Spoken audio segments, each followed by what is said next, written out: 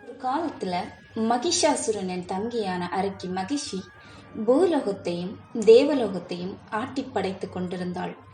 தனது அண்ணன் மகிஷாசுரனின் மரணத்திற்கு காரணமானவர்கள் தேவர்கள் என்று கருதி அவர்களை பழி தீர்க்க காத்திருந்தாள். அதற்கான சக்தியை பெற மகிஷி பிரம்மனை நோக்கி தவம் இருந்தாள். இதை பார்த்த பிரம்மன் மகிஷி முன்பு தோன்றி, என்ன வரம் வேண்டும் கேள் என்றார். சிவனுக்கும் விஷ்ணுவுக்கும் பிறந்த புத்திரனால் அல்லாது வேறு யாராலும் எனக்கு மரணம் நேரிடக்கூடாது என மகிஷி வரம் கேட்டாள். பிரம்மனும் அந்த வரத்தை அளித்தார். வரம் பெற்ற மகிஷி தேவர்களையும் முனிவர்களையும் மிகவும் துன்புறுத்தி வந்தாள். இதை கண்ட சிவபெருமானும் விஷ்ணுவும் மகிஷியை அழிப்பதற்காக விஷ்ணு மோகினி அவதாரம் எடுத்தார். சிவபெருமானுக்கும் விஷ்ணுவுமான மோகினிக்கும் ஒரு அழகான குழந்தை பிறந்தது. அந்த குழந்தைக்கு அனைத்து தெய்வ அம்சங்களும் அமைந்திருந்தது. சிவனும் விஷ்ணுவும் காட்டில் ஒரு மரத்தடியில் குழந்தையை அதன் கழுத்தில் ஒரு மணிமாலையை அணிவித்து சென்றுவிட்டனர். கேரளாவில் பந்தள மகாராஜா ராஜசேகரனும் அவனது மனைவியும் குழந்தை இல்லாமல் தவித்து வந்தனர். அவர்கள் இருவரும் இறைவனிடம் மனமுருக பிரார்த்தித்து வந்தனர். ஒரு நாள் பந்தள மகாராஜா காட்டிற்கு வேட்டைக்கு வந்தார். அப்போது காட்டிற்குள்ளிருந்து ஒரு குழந்தையின் அழுகை சத்தம் கேட்டது. மகாராஜாவுக்கோ அந்த சத்தம் சந்தேகமாக இருந்தது. காட்டிலிருந்து எப்படி குழந்தை சத்தம் வருகிறது என்று தேடினார். அப்போது மரத்தடியில் இருந்த குழந்தையை பார்த்து அருகில் சென்றார். அங்கே ஜொலித்து கொண்டிருந்தார் ஐயப்பர். பந்தள மன்னனுக்கு ஒரே மகிழ்ச்சி. குழந்தை இல்லையே என்று இறைவனை பிரார்த்தித்தது வீண் போகவில்லை. அந்த பகவான் தான் நமக்கு இந்த குழந்தையை கொடுத்திருக்கிறார் என்று ஆசையோடு அன்போடும் அரண்மனைக்கு எடுத்து வந்தார். மகாராணியும் குழந்தையை பார்த்து மகிழ்ச்சி கடலில் மூழ்கினார். ஜோதிடர்கள் இந்த குழந்தை தெய்வ அம்சம் நிறைந்த குழந்தை என்று கூறினார்கள். கழுத்தில் மணிமாலையோடு இருந்ததால் மணிகண்டன் என்று பெயரிட்டு வளர்த்து வந்தார் பந்தள மகாராஜா. நாளடைவில் மகாராணியும் கர்ப்பமுற்று ஒரு குழந்தையை பெற்றெடுத்தாள். அவனுக்கு ராஜராஜன் என்று பெயரிட்டனர். மகாராஜாவுக்கும் மகாராணிக்கும் மகிழ்ச்சி தாங்கவில்லை. மணிகண்டன் வந்த நேரம்தான் நமக்கு இன்னொரு குழந்தை கிடைத்திருக்கிறது என்று எண்ணினார்கள். அரண்மனையில் சிறப்பாக வளர்ந்து வந்த மணிகண்டனுக்கு பந்தள மகாராஜா பட்டாபிஷேகம் நடத்த முடிவு செய்தார்.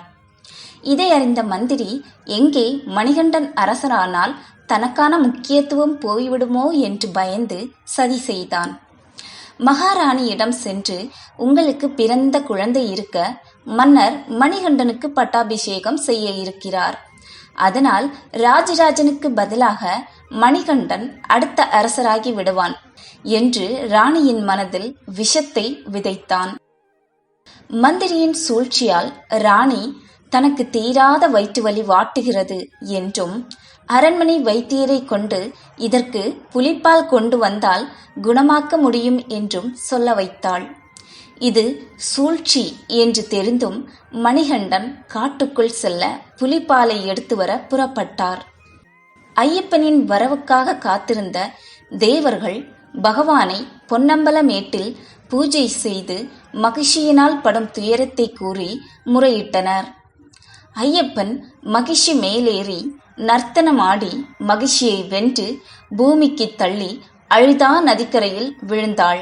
மகிஷி மீண்டும் சாப விமோச்சனம் பெற்று ஐயப்பனை அடைய வேண்டும் எனும் ஆவலை தெரிவிக்கிறாள். ஆனால் தான் பிரம்மச்சாரியத்தை கடைபிடிப்பதாக கூறிய மணிகண்டன் அது சாத்தியமாகாது என்றும், தான் இருக்கும் இடத்தின் இடது பக்கத்தில் மாளிகை புறத்தம்மா என்ற பெயருடன் அவர் விளங்கி வர ஐயன் அருள் செய்தார். மகிஷியின் அழிவால் தேவர்களும் முனிவர்களும் மகிழ்ந்தனர். மகிஷியின் கொடுமையிலிருந்து தப்பித்த தேவர்கள் அனைவரும் புலியாக உருவெடுத்து ஐயப்பனின் பணிகளை நிறைவேற்றுவதற்காக பந்தளம் சென்றனர். ஐயப்பர் புலிமேல் அமர்ந்து அரண்மனை நோக்கி வந்தார். ஊருக்குள் புலிகள் கூட்டமாக வருவதைக் கண்ட மக்களும் மகாராணியும் அஞ்சினர். மகாராணியும் மந்திரியும் தங்களது தவறை உணர்ந்து ஐயப்பனிடம் மன்னிப்பு கோரினர். ஐயப்பனும் தனது அவதாரத்தின் நோக்கம் நிறைவேறிவிட்டதாகவும், நான் பூமியில் எதற்காக பிறந்தேனோ அந்த வேலை முடிந்துவிட்டது, அதனால்தான் நான் தேவலோகம் செல்கிறேன் என்றார். மகனை பிரிய போகிறோமே என்ற மனமுடைந்த பந்தள மன்னன், தாங்கள் எங்களுடன் இருந்ததன் அடையாளமாக ஒரு கோயில் கட்ட விரும்புகிறோம், அதை எங்கு கட்ட வேண்டும் என்று கேட்டான். ஐயப்பர் ஒரு அம்பை எடுத்து எய்தார். இந்த அம்பு எங்கு போய் விழுகிறதோ அங்கே கோயில் கட்டுங்கள் என்றார். அந்த அம்பு சபரிமலையில் போய் விழுந்தது. அங்கு 18 படிகளுடன் கிழக்கே நோக்கி தனக்கும் பக்கத்தில் மாளிகைப்புறத்தம்மனுக்கும் கோயில் கட்டுங்கள் என கூறிவிட்டு மணிகண்டனாகிய ஐயப்பன் தேவலோகம் சென்றார். மணிகண்டனின் கட்டளைப்படி அகத்திய முனிவரின் ஆலோசனையில் பேரில் பந்தள மன்னர் உறக்கம் இல்லாமல் தானே நேரடியாக மேற்பார்வை கொண்டு 18 படியோடு கூடிய அழகிய கோயிலை கட்டினார். ஆண்டுதோறும் மகர சங்கராந்தி தினத்தன்று ஐயப்பன் பக்தர்களுக்கு ஜோதி வடிவில் காட்சியளித்து அருள்பாலிக்கிறார். இதனை காண 48 நாட்கள் கடும் விரதம் இருந்து ஜாதி மத பேதம் பார்க்காமல் லட்சோப லட்சம் பக்தர்கள் சபரிமலை வந்து ஐயப்பனை தரிசித்து செல்கின்றனர்.